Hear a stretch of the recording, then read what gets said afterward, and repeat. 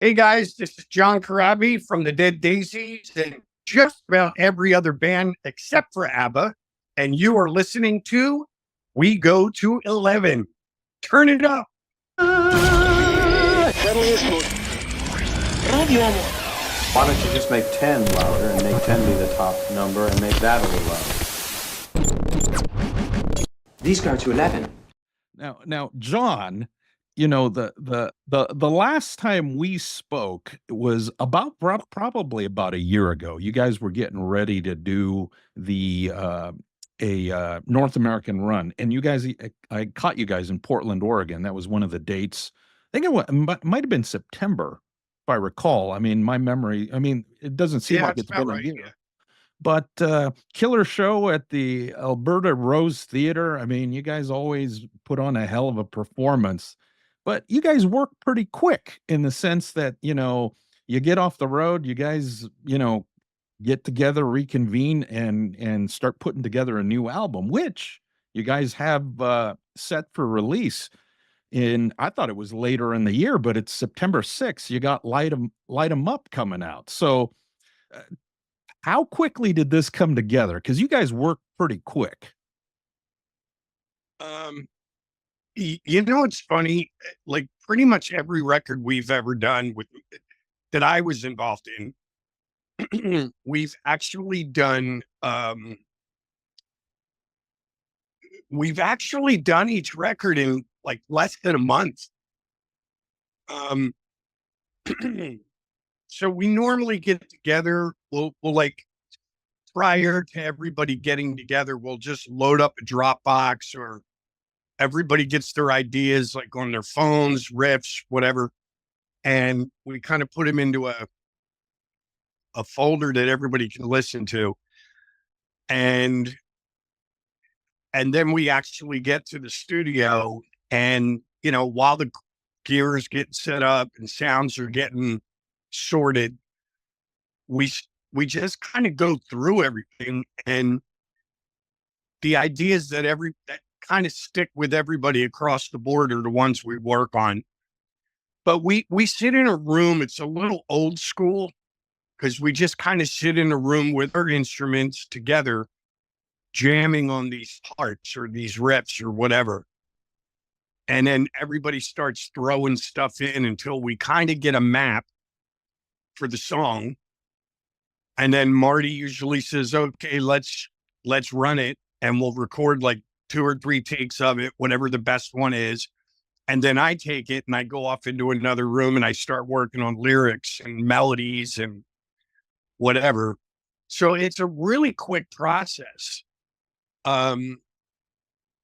This time around, we pretty much did the same thing, but we had a little fun with it as well. We kind of did a bucket list thing for all of us. And we did some of the recording and writing at Marty's place here in Nashville. And then we went down to the legendary studio in Muscle Shoals, Alabama, called Fame. And we did that for a couple reasons. Sorry, this is a little bit longer than normal explanation. But we did it because all of us had obviously seen the documentary on Netflix and we just wanted to record there.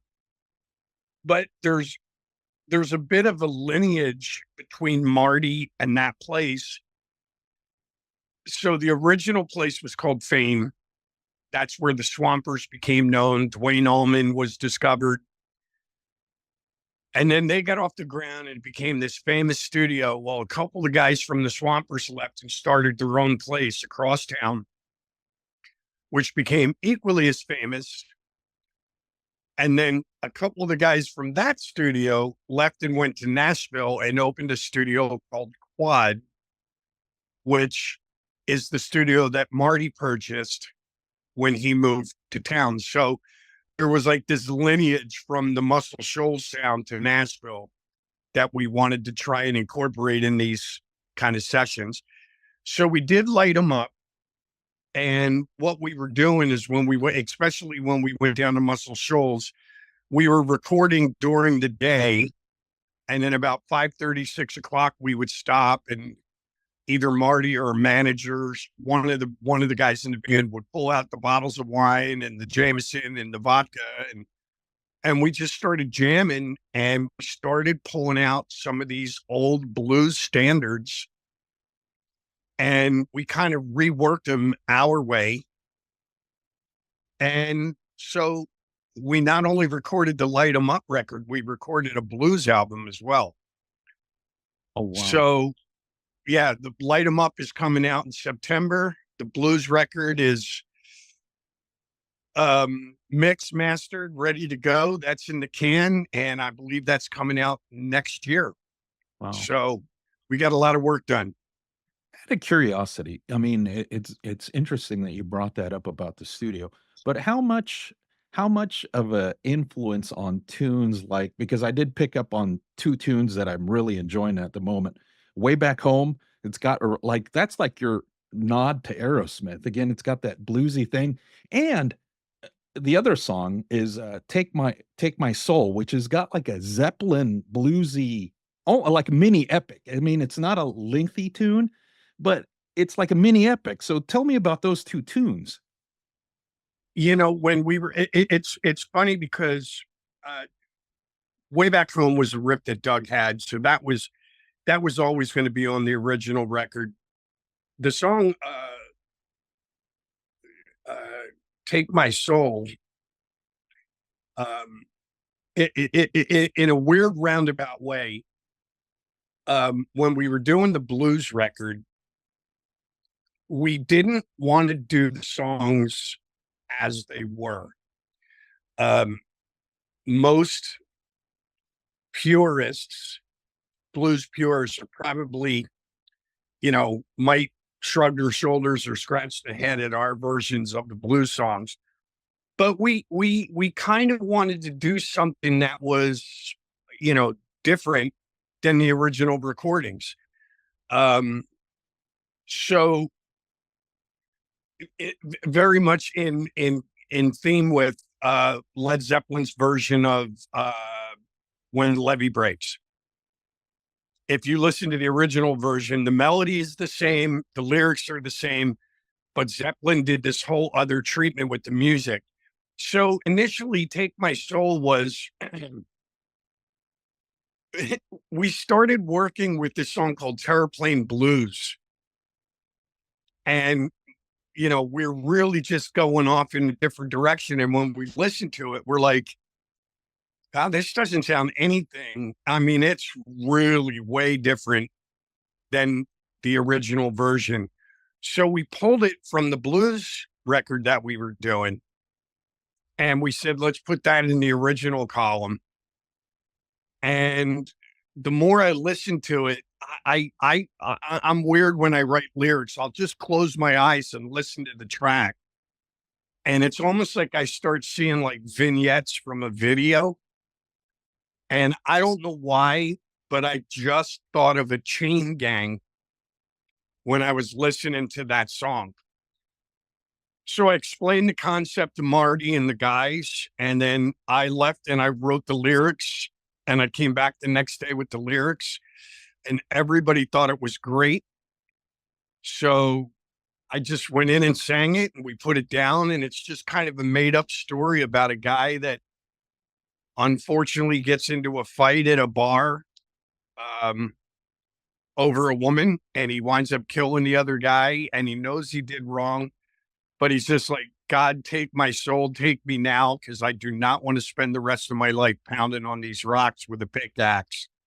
So it's kind of a make believe thing, but Right. we put, again, you know, not to be whatever, but we kind of looked at that as almost like When the Levee Breaks type of song. So Mhm. we put it on the last song of the record. Which is probably where the Zeppelin thing came from, right? I mean, I'm like, "Man, is this a cover It's tune?" I mean, yeah, it's an original.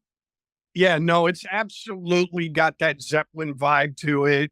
Doug plays some amazing guitar parts on it, and the slide work that he does Mhm. is just it's so awesome. But we just you know, again, like we initially wanted to do the blues thing and just kind of take these songs like a little bit in a different direction. If you sit back, even on the first Zeppelin record, when they did songs like you shook me, and Mhm.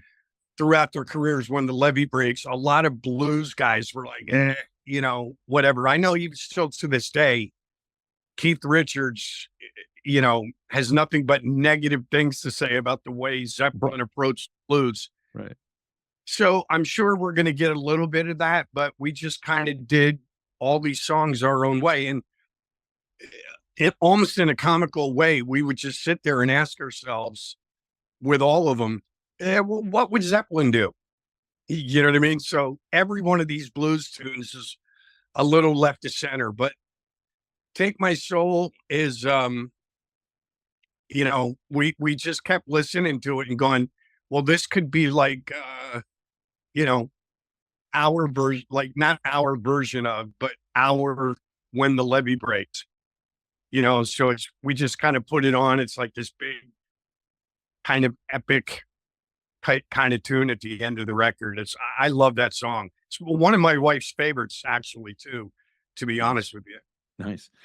And it's a great way to close the record. One of the things that I always look forward to is all your ballads in particular, but definitely Dead Daisies ballads. So you have one that's titled "Love That'll Never Be." What's the story behind that inspiration? I know you're very mindful when it comes down to writing lyrics and stuff. You know what? It's funny. Like, I kind of feel like everybody can kind of relate to this. Um, I know I've done it in the past, um, but I've even had a couple of, exes. I'll just leave it that way. That we were dating or we were married or whatever, and then, you know, 5, 6, 8, 10 years later, they just kind of just in conversation were like, you know what, I kind of fucked up. Like you were the one. Do you know what I mean? But it's too late. You know what I mean? So I think we've all kind of had that thing, or even, I've done it too. Like I've left situations because I thought the grass was greener on the other side of the fence. And then I jumped on the other side of the fence and the door absolutely shut and locked behind me. And then you sit there and you think, so I just used it, in this situation about a girl that's just coming to the realization that what she had was pretty good. And now she realizes it, but it's too late. So it's basically a love. She realizes like this person or this guy, whatever, was absolutely amazing and she blew it. So it's a love that'll never be. What do you there's something different happening with the vocal performance on I'm gonna ride. Now, is there anything different you're doing on there? It's almost like cleaner. You know what I mean? You have this grit and there's rasp to your vocal. It's still there, but it's lessened. I don't know if I can explain it or articulate it all that well. Yeah. And is that why it wound up being the first single to kind of launch this record? No, well, actually, Light 'em Up was the first. Oh, Uh, we did a video for that. And then I'm going to ride. I don't know, man. It was weird. Like, you know, uh, it might just be the range that I'm singing in. I'm not really going too high. I'm not too low. I'm just kind of sitting in the middle. I don't know how to answer that one. I couldn't tell you, but um, that one's just about clearing your head and getting on your motorcycle. I don't know if you ride or not, but it's like once you get on a bike, you kind of have to have all your senses about you and you got to be alert to what's going on around you, which basically helps make you forget about the fact that your boss is being a pain in the ass or your wife is nagging you about something. It's just getting on the bike and riding and just feeling the wind in your hair. But as far as the vocal tone, I don't know, but that's the beauty of music. You hear things that other people don't hear. You know what I mean? Or I could be completely wrong. So the other thing Now, that I do hear, I do hear a you're not wrong listening to music, pal. right, but am I wrong also in I want to be your bitch? Do I hear a little bit of punk in there? I mean, and if so, who Absolutely. brought that? Who brought that in there? That's the one and only David Lowy. Um, David definitely, he's always got that downstroke kind of very aggressive, punky kind of way of playing the guitar. Always has. And so when he brought that riff, initially the initial riff, we were like, oh, this is kind of a punkier version of that Australian band Jet. But then when we did the chorus, we were all sitting there and we were looking at each other. And even Marty was like, dude, I don't know why, man, but this song kind of reminds me of the Iggy song, I Wanted Your Dog. So we just said, all right, cool. We had a little fun with it, tongue in cheek thing. Right.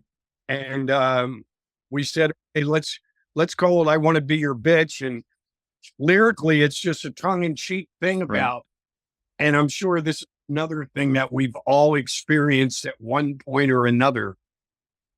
We pride ourselves on dating, or marrying like attractive people.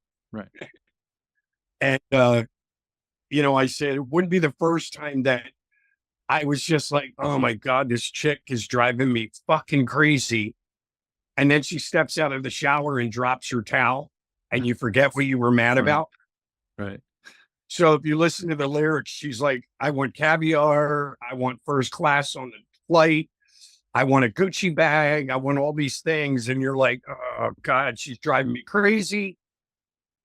But again, not to be crude, she can suck a bowling ball through a garden hose.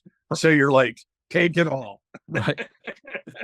So as you guys are putting together set lists, I mean, just think of all the albums that you guys have, and obviously there's the Hughes record, and then also John Stevens, right? The debut record. I love that. I love all this stuff actually. But you've incorporated stuff from both those eras, your eras. I mean, at this point, what's the length of a set list if you're supporting? What's the length of a set list tune wise if you're headlining? I mean, that's got to be a pain. Well, depending on, whatever the contract says, obviously, if you're supporting someone, you usually have like 40, 45 minutes. So you just hit them and, try and kick them in the teeth and get the job done. But as far as our, when we're out kind of, for lack of a better term, doing, our own shows or headline shows, whatever you want to call them, we try to touch base on everything. Which if you saw us last year in Portland, I think we kind of did that. We did a song from John Stevens, a couple from Glenn's era, and then the rest from my era. Mm-hmm. So we try to give the audience a little bit of everything. It's crazy though. Each record we do, we wind up having to add a song or two, right, and then figure out what other ones to take out. So that one gets a little daunting, the further into this thing we go. Mm-hmm. But, you figure it out. Like our management's pretty good. They'll usually do some sort of not a survey, but they'll kind of just ask the fans like, hey, if the Dead Daisies go on tour, what songs would you like to hear? And they compile, the answers, right, figure it out there. But I mean, even like, I remember Steven Tyler, the few times that I had a chance to talk with him, he was like, dude, I'm always going to have to do Dream On. We're always going to have to do Sweet Emotions, Walk This Way, and then you know, whatever. Right. But it's hard, man. It's hard figuring it out, you know, and unfortunately, even last year when you saw us, like somebody inevitably was like, well, I didn't hear Join Together, Right. or I didn't hear Resurrected, or I didn't, you know what I mean? Mhm. So you're not going to please everybody all the time. You just try to do the best you can and just do a kick ass set. Right. Real quick on that, on this set, what's a mandatory John Stevens era tune that you want to retain in the set, and what's a Hughes era Daisies tune that you want to keep in the set, if it were up to you? Um, well, John Stevens, I would have to say, you know, Lock and Load. Mhm. That's just a great song. Yeah. And it's, you know, in some way, it's still lyrically, it kind of touches on shit that's still Right. beyond prevalent here in America. It's like, if you really listen to the words, it's about a kid like getting in his own head and, you know, I hate to even say it, but like kind of school shootings and Mhm. mall shootings and things like that. So it's a really kind of deranged look at that kind of a person. Um, John also uh, co-wrote the song "Something I Said," Mhm. so that's another beautiful song. Right. Um, I love from Glenn's era. I love "Bustle and Flow." Um, I love "Born to Fly." So that's those four I probably would want to keep in the sets. Right. Nice. Good selections. Excellent. Excellent picks. So, John, so album September 6th, Light 'em Up, you and as you corrected me, the Light 'em Up tune preceded the I'm gonna ride. So those are out there. Um what's the game plan? Obviously, shows, blues record. Real quick on the blues record, is it going to be electric and acoustic, or one or the other, or both? It's full electric, full Okay. band, yeah, blues album. All right. So, And Light 'em Up tour, I imagine things are gone starting to come together on that. well, we already did a few shows in America. We're getting ready in the next couple weeks. We're heading back over to the UK. We're going to rehearse over there for a day or two and then start our tour on actually the day the record comes out in Okay. Brighton, September 6th. We do the UK, then we have about 3 weeks, 3.5 weeks off. And then we're going to come home, hang out with our families, and then head back over to Europe All right. for first. Couple more things. Obviously, record comes out the week that NFL football, the kickoff. What Yeah, about the Eagles? What do you think about your Eagles? I'm not sure. Verdict is out. I'm not saying anything. To jinx anything. All I can say is I'm pissed that they switched everything over to YouTube. Right, Uh, I'm not digging that at all. right. And I didn't know. I guess apparently there was that NFL. There was some sort of class action suit Yeah, against them. right, right, right. Uh, I didn't understand what it was about, but you know, apparently you can buy these small packages in every other country around the world for like $53. And in America, it costs us like 400. Right. And it's like, so them. So I don't know what they're going to do, but I just wish they would go back to the way they used to have it. But you know, Mhm. I had direct TV on my motorhome All right. and it was like $100 a year and I could watch any game I wanted. But uh, it's a little weird now on YouTube. Right, right. My Uh, my lawn is being oh, okay. The other thing, more acoustic shows coming up. I'm imagining. Actually, not at this moment. I just did 4 with Tom Kiefer again. I went out with Tom and did like 4 shows with him.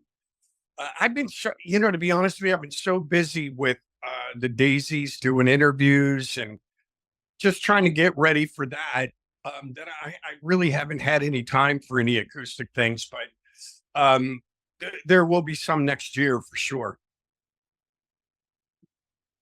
Oh, there, I dropped my video. Last thing, any Spinal Tap-ish stories from the last tour, and then I'll cut you loose.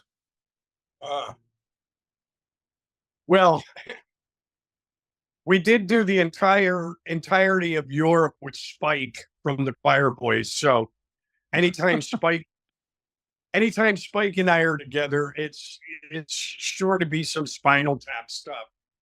But there was also drinking involved, so a lot of the Spinal Tap stuff I don't remember doing. So you never know. Hey, thank you so much. I hope to see you in Portland again. You guys put on a hell of a show. I had a great time up there last year, so I hope so. All right. Thank you so much, John. We'll get you guys links. All right, buddy. Thank you. Right. Take care. Have a good one.